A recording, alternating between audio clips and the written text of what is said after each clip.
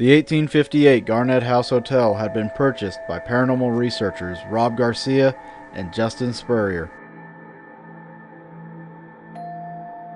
After personally investigating, they decided to bring in someone to get an outside point of view and potentially some validation.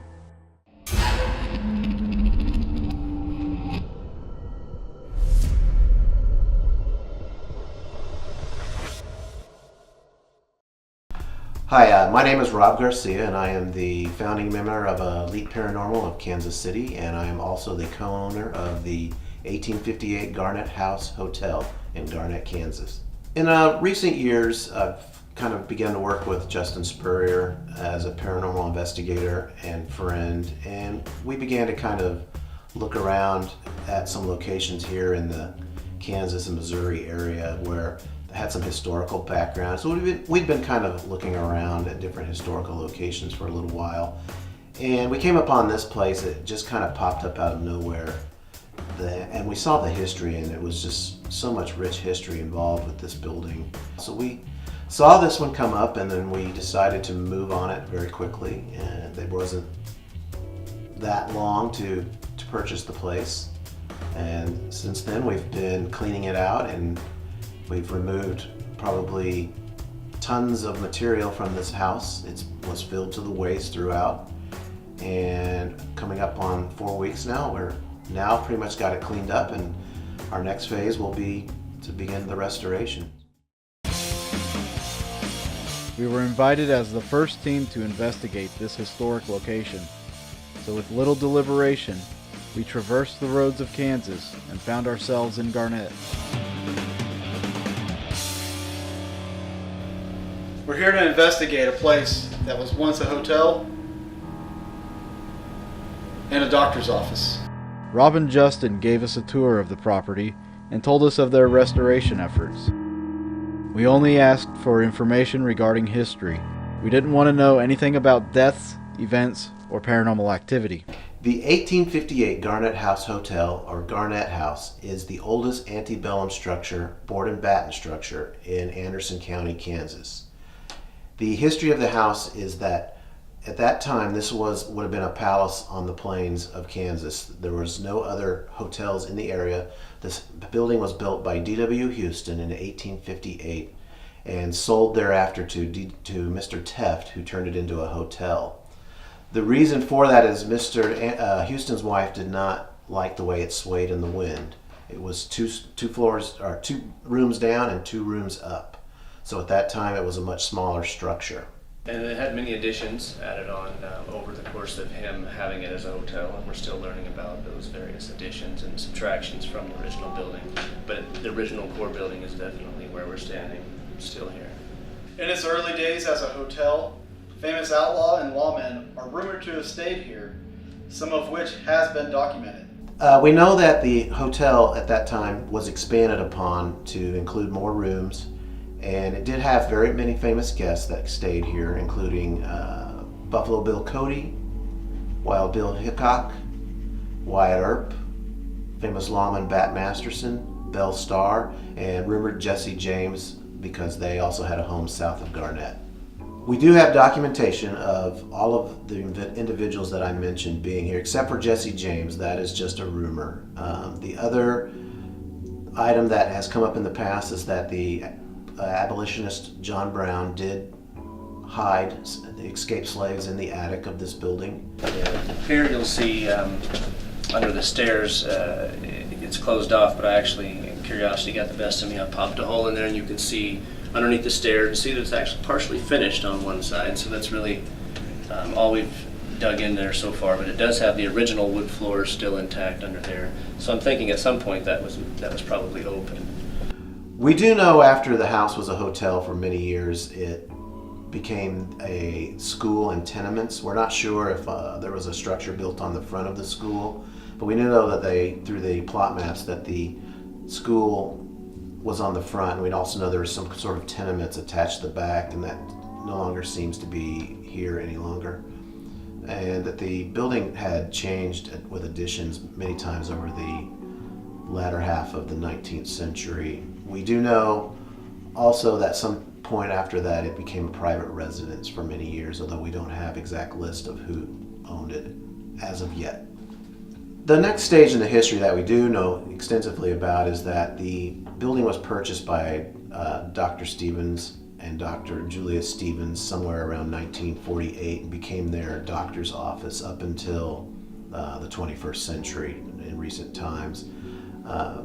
So this building has operated quite extensively, treating patients, seeing patients in this town.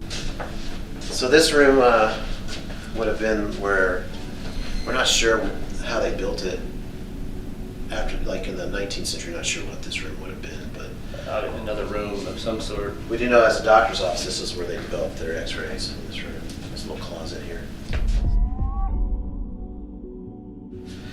We really just don't even have a layout yet on what, in the 19th century, what they used these different rooms for. And we think this was a doctor's office, an exam room, one of them, so.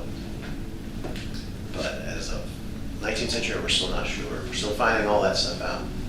Yeah. This is the kitchen or laboratory.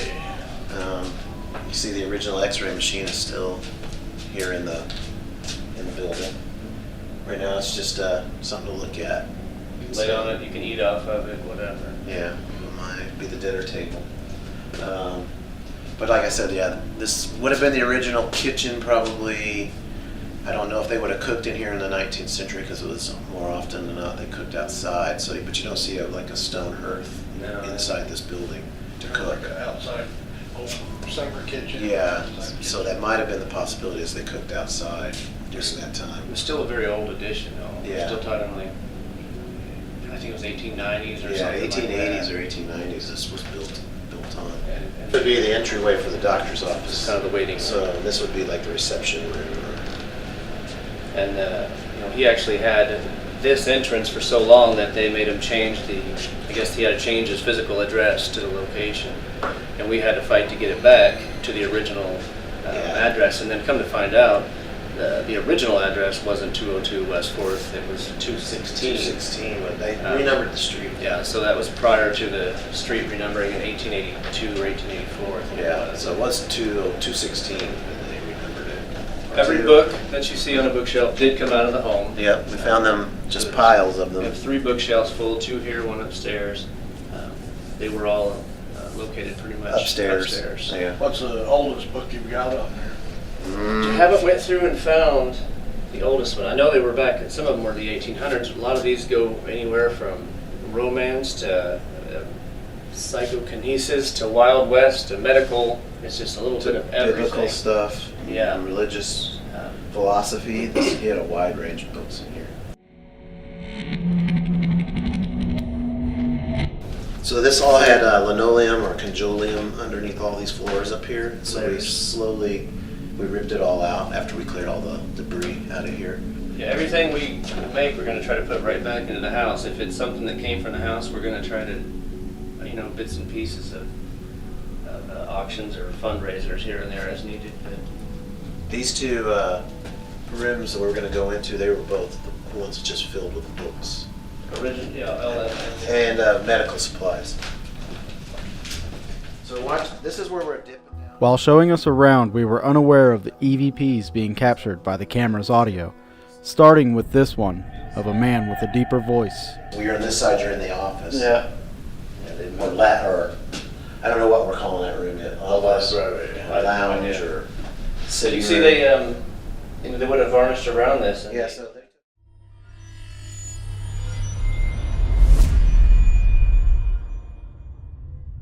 the straw or hay and straw insulation that they used in the walls. So when you think old, you don't really hit you and sink in until you start seeing some of the cracks. this is 159 years old. This was the first frame-built home in the county. Yeah. And so they really had nothing to go off of, and a lot of the lumber still has bark on it. So instead of, going with the log cabins that they'd been doing, they opted to do the frame-built, but they didn't take all the bark off, so Yeah. kind of neat. The paper you see around here is 1922. You have one color here. section. See, one color section. There's a little bit of World War II there, but other than that, it's all been 1922. Yeah, I think they had a leak and they reworked some of the floor and in the 40s or something, they put some new paper in. And I know you're gonna go in the attics, I know. But if you do, Go that. yeah, go this way. There's no, you can't even really get there. But Yeah, it's almost behind a wall there. you know, I walked straight across here. It's fine. Yeah, I didn't jump. I would just be one person though. Yeah. They actually rented this as a room up there. And we can't go into much more because you didn't want to know much more about some of that. Yeah. The rumor has it around town that, you know, there's a big tunneling system that went around a lot of these old towns, and this one was no different. But the rumor has it that there was a tunnel that left this location and went to possibly the Kirk House, which is located across the street. It's a bed and breakfast that was built in 1913. So we don't know how accurate that is, but the rumor's been going on for a long time, you know, and they keep asking us, did you find the tunnel? Did you find the tunnel? We haven't found no stinking tunnel. As you can see off to the right there on the east wall where the foundation's crumbled a little bit, and they've tried to repair it, and that's in line with our problems upstairs. You know, in my thinking is if there was ever a tunnel, That's where it would have been. And it's kind of odd, you know, I had the inspectors down there and they seen this shelving is normal when they're trying to stop the foundation, but this is excessive. You know, why did they do that? And this is in line with the rumor of it going that direction. But that would make sense as far as why the foundation crumbles here, and then we have the issue showing above as if this was a tunnel. You know, that's right where it would be according to rumor. So From the basement, our camera picked up 2 EVPs. The first one of a woman talking and laughing. Piece of medicine.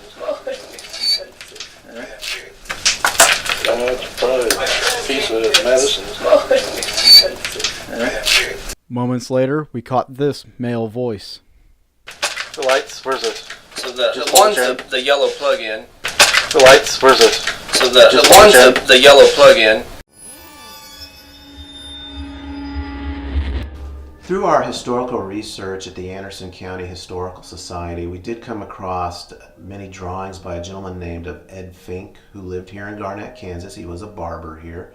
He was also a caricature artist who drew cartoons and pictures of people. In doing that, we did discover that he was part of the historical documentation of the events in the house over the years.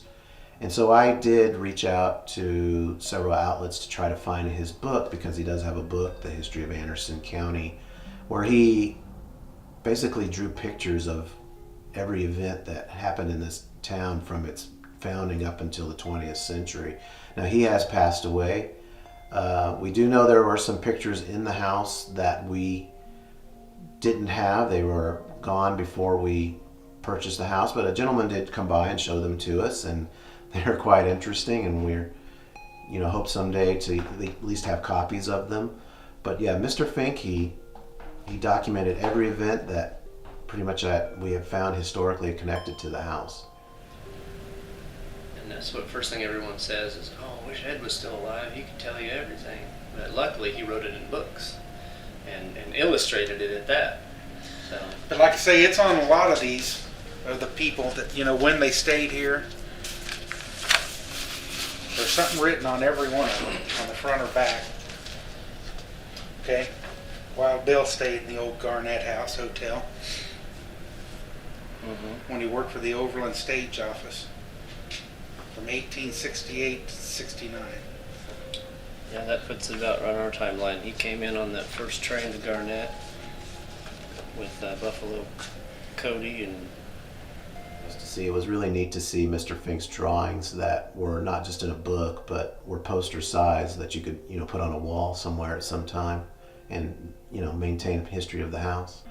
My goal eventually is to make this more of a historical landmark where people can come visit and kind of revisit the 19th century. I do have as an education, a history background, and this has kind of become my passion and outlet for that. For the first night of our 2-night investigation, John and I are going to be going in blind. And we won't know anything about the claims until tomorrow. We'll sit down with Justin and Rob and see if we can validate some of our experience with their experiences.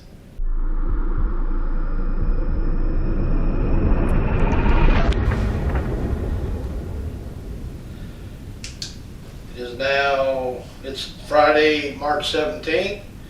It is 8:40 in the evening. I am up in the room that has the sink in it to the back of the building, doing an EVP session.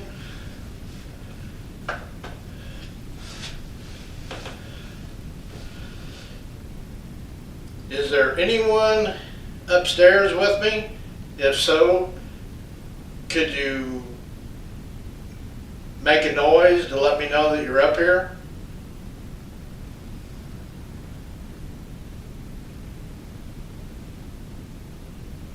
Are there any of the old outlaws or any of the old marshals or whatever from back in the old days when Wild Bill Hickok and Wyatt Earp, are any of you around here?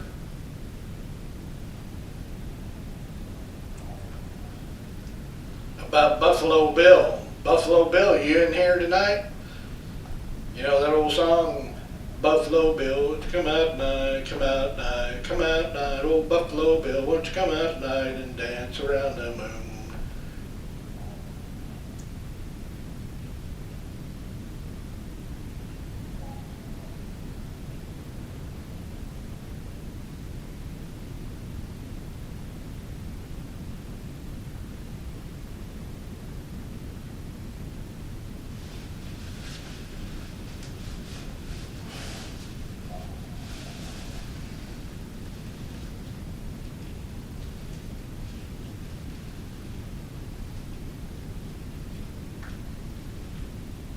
Hey Dave. Yeah. Are you guys carrying a conversation on downstairs? No, sir, we are not. Okay, well, I got a conversation going up here. Copy.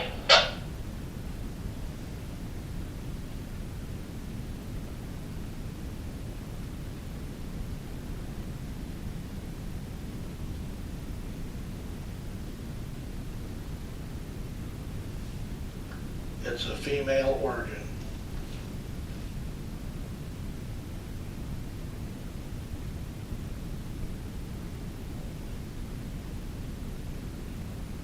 Is that you here?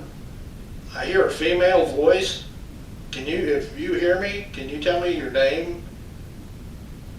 And I know it's not polite. Can you tell me how old you are?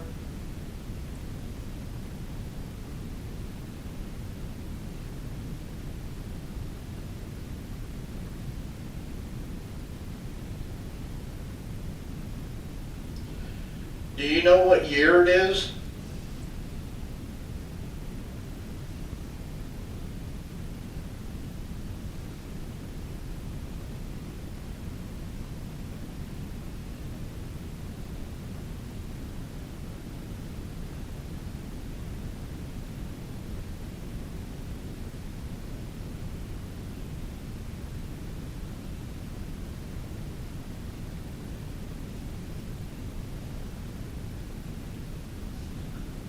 Hey Dave,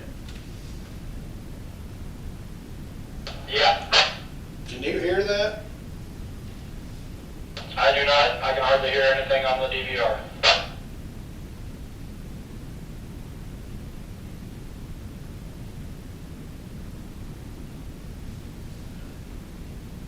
Well, whoever and whatever it is, they're carrying a long conversation. Hopefully the recorder or something picks it up.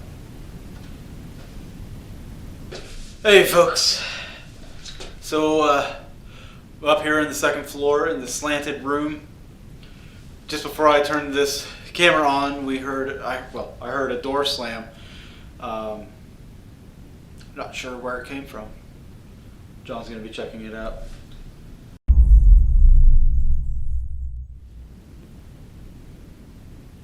Felt a breeze. Hello?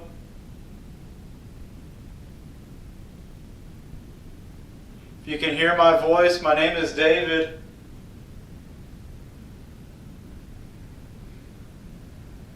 Car passing. I'm not here to scare you or hurt you,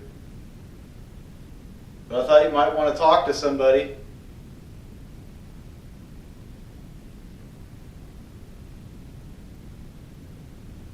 Man, it is getting chillier.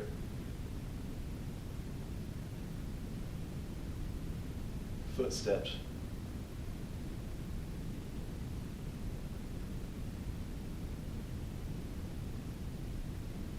Are you hearing my voice?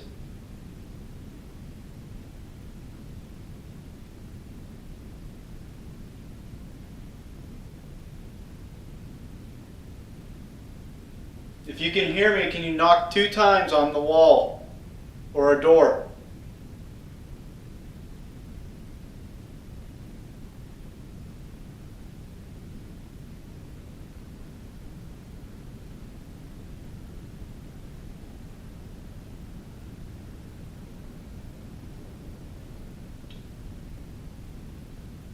I'm hearing the conversation that maybe John was hearing. But to me, it sounds like it's coming from outside.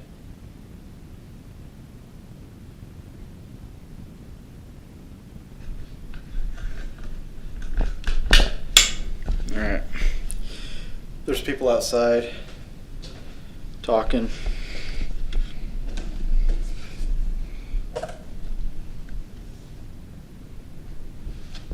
Ow. Okay. Feeling a stinging on my back. I'm not going to touch it.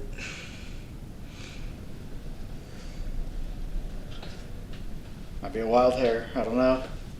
I'm trying not to touch my back because it's... I don't know. Something's different. I'm going to call John. Hey, John.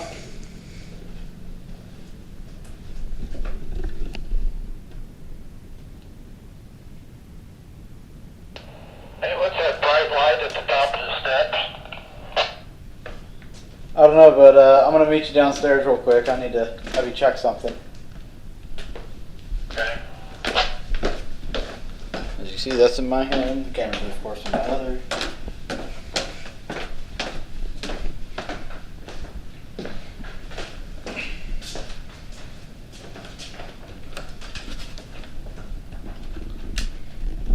Alright. I want you to look and see if there's any mark down there. We'll back up a little bit. I don't see nothing. Nothing? Nothing. Fuck. Felt hot and like somebody was like a stinging, Yeah. but I was like, I'm not going to touch my back and I'm going to have you look. So.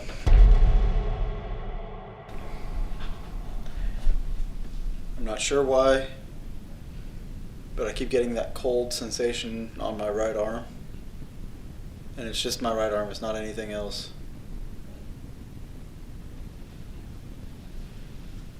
Were you a patient of the doctor?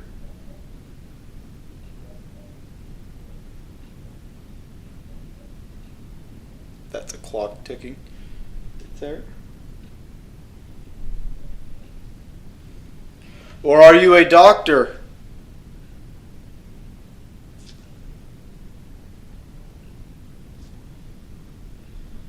That felt heavy on my chest there for a second.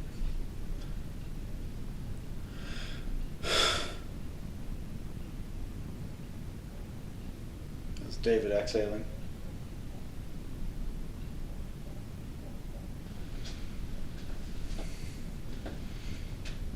Do you like what they're doing to this place? How they're cleaning it up?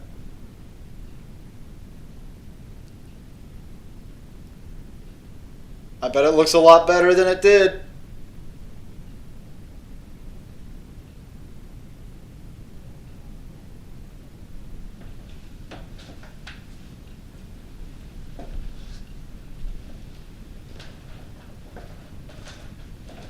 And set the recorder on the sink.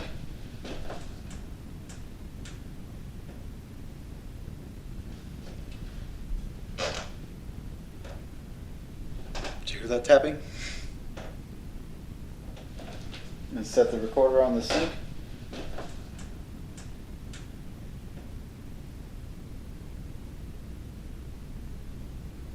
Can you tell me your name?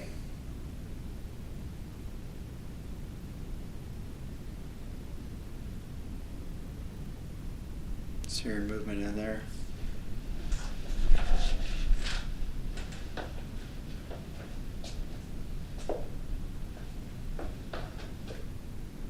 I heard you.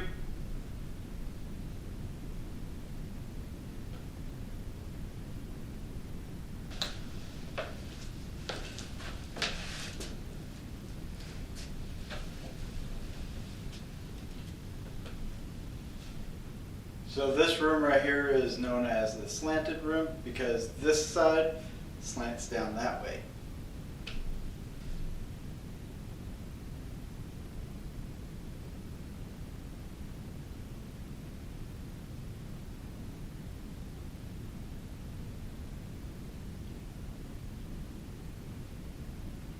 There's that cold air again.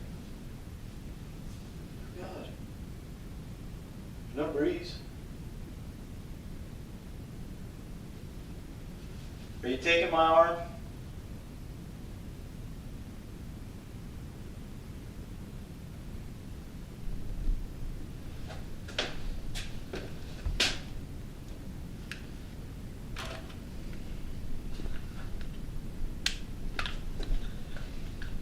All right.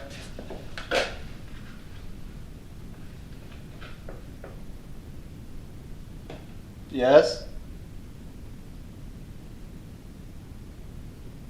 Can you do that again?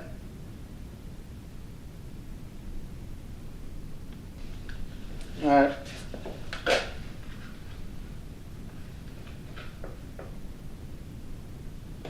Yes? Throughout the night, we had several experiences, some captured on our recorders. While setting up for an experiment, a strange whistle was captured on the digital recorder.